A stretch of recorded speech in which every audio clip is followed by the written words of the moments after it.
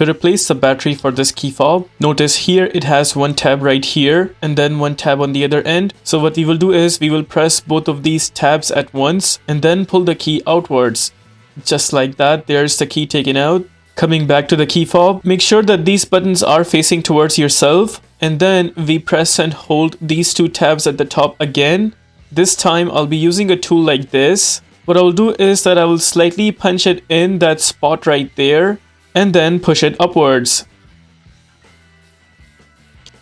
There you go. We slide it outwards.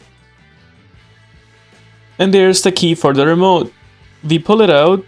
And keep in mind, it is a CR2032 type battery that's supposed to go in this key fob. Suppose you have a new battery and you want to install it back. You make sure where you see the plus behind the battery, it's supposed to go at the bottom side.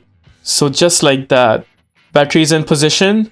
Once the battery is in position, now we flip this cover. And just like this, we are going to put it back and slide it in. Once this is in, make sure you are pressing these two tabs and then slide this cover down all the way till the very end. There it is, it's completely in. So the key is you have to press and hold these two tabs and then slide the cover downwards. Otherwise the cover will not go in. We got the new battery installed. Now we'll go ahead and slide in the key.